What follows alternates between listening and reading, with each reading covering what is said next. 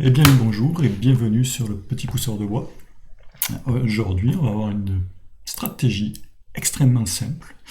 Je crois que ça faisait partie de mon premier répertoire, parce que dès l'ouverture on peut rentrer là-dedans quasiment. Je vous montre tout de suite, alors très simple, plus pas beaucoup de tactique, enfin c'est pas basé sur un zéro tactique, tout simple. J'y rentrais par D4, D5, gambit du roi, gain du roi refusé, cavalier F6, cavalier GC3, cavalier F6. Puis là, tout de suite, on prend.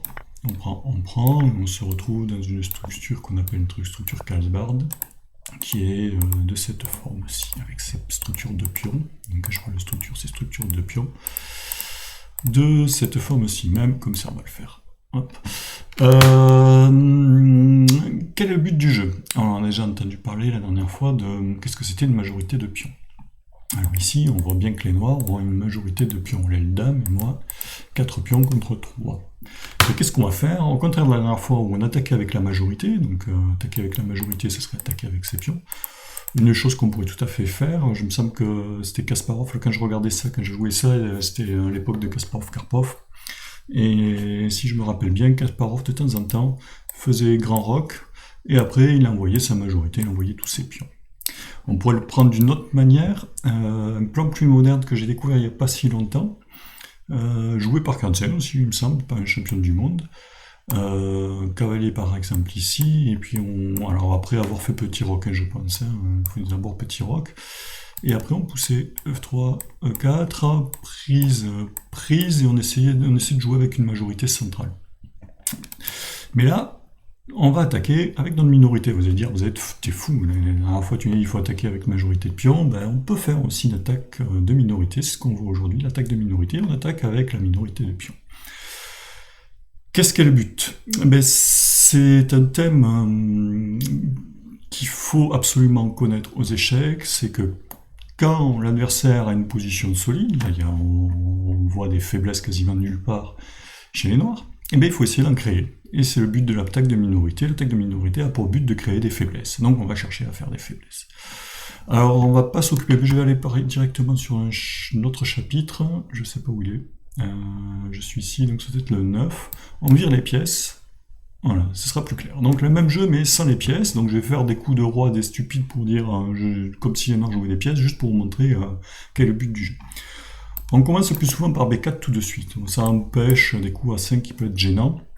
Mais bon, même si à 5, on peut arriver à faire ce type d'attaque.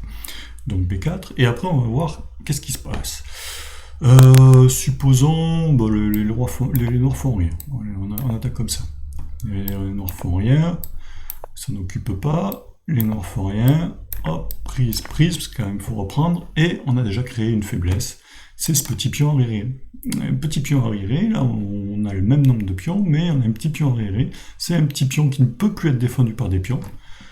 Ce pion ne peut plus le défendre, l'autre de l'autre côté, il ne peut plus défendre, alors je ne peux pas y mettre la flèche que vous avez compris, celui-là ne peut pas défendre, et ce pion ne peut pas défendre en marche arrière. Ouais. Donc ce pion ne peut être défendu que par des pièces, et c'est déjà une petite faiblesse. Donc le but du jeu, c'est d'échanger des pièces, tranquillou, puis à la fin, se retrouve mettre une tour ici, et puis essayer de taper sur ce pion et gagner un petit pion. Voilà. Donc on crée une faiblesse. Si par exemple les noirs se décident, ouh, ce pion c'est une faiblesse, qu'est-ce que je fais? Je le pousse. Alors c'est au blanc de jouer, je le pousse. Prise, et on suppose qu'une autre pièce reprend, et on se retrouve quand même avec une autre faiblesse, c'est-à-dire un pion isolé ici.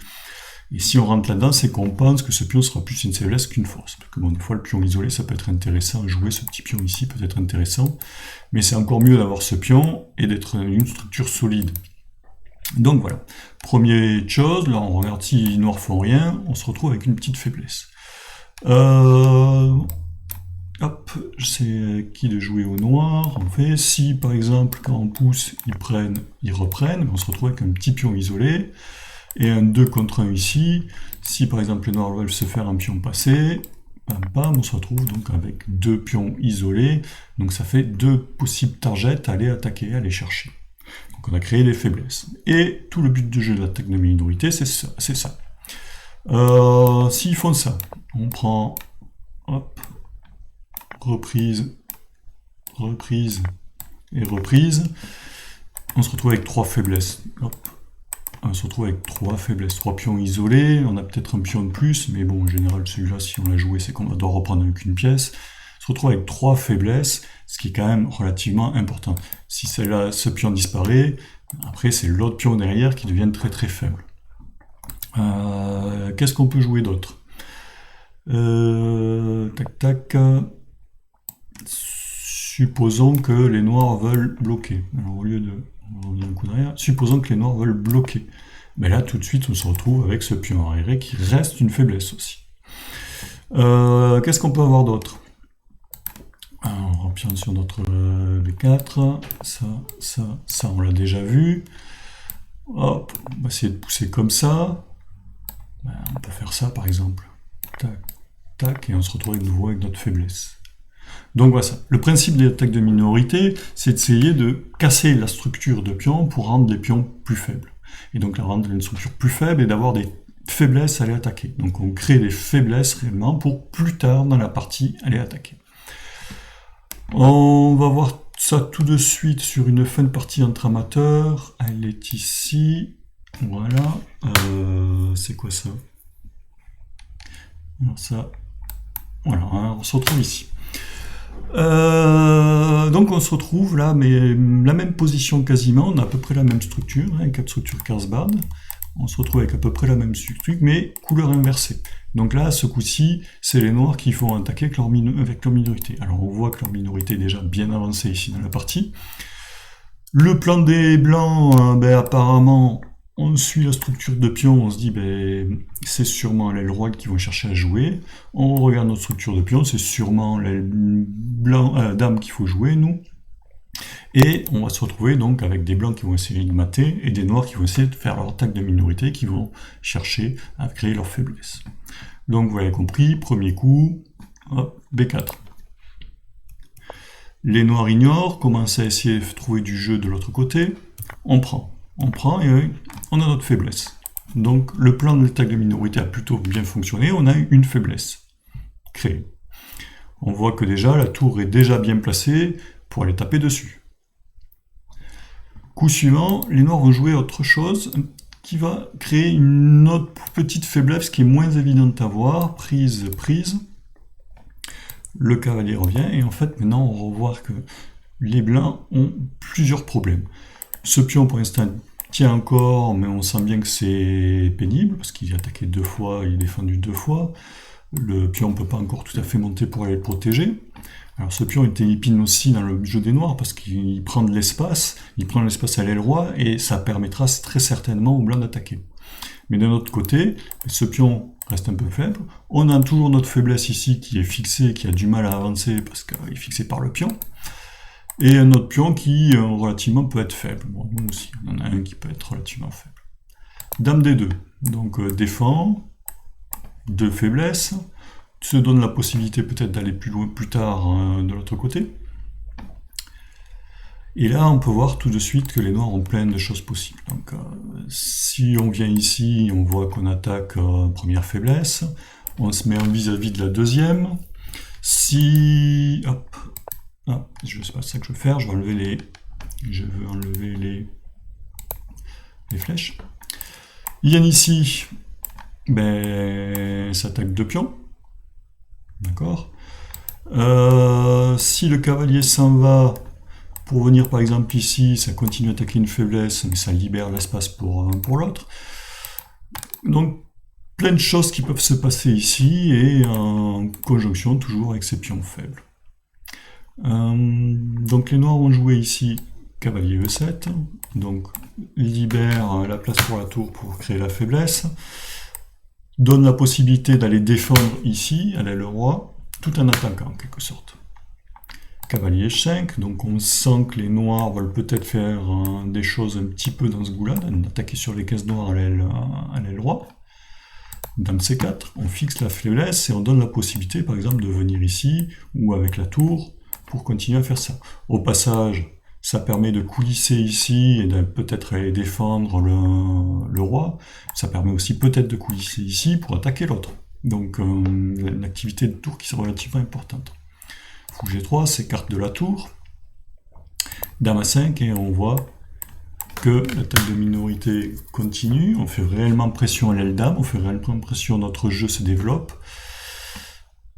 Tour à C1 pour défendre, tout FC8, et on voit bien que le plan des noirs est en train d'aboutir et que la pression devient trop forte. Les noirs créent leur attaque, attention, petite attaque de mat à un coup ici. Cavalier G6 empêche l'attaque, défend l'attaque.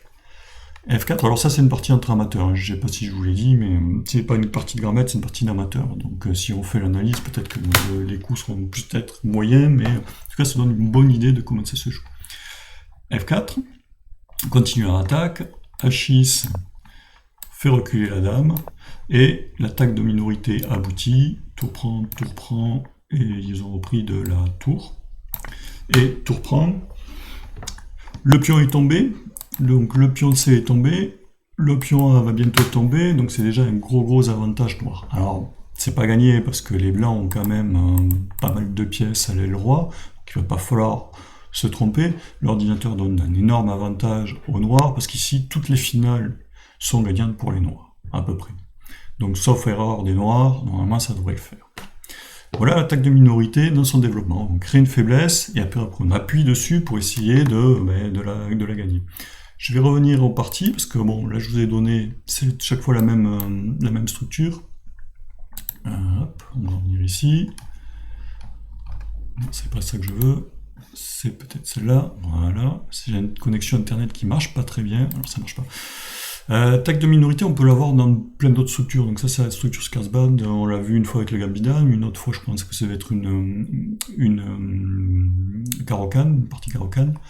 On peut l'avoir dans plein d'autres ouvertures, par exemple la sicilienne, pour un exemple de super 1 de plus. Sicilienne, je vous la fais comment?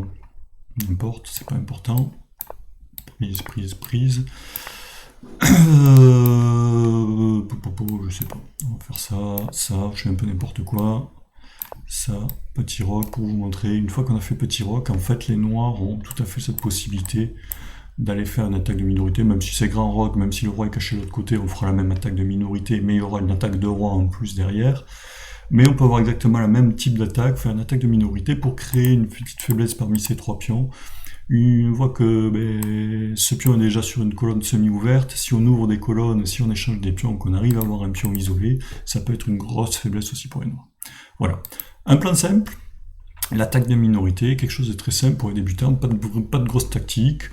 C'est du premier niveau, on va dire, et ça marche sur beaucoup de positions. On peut retrouver cette idée ici.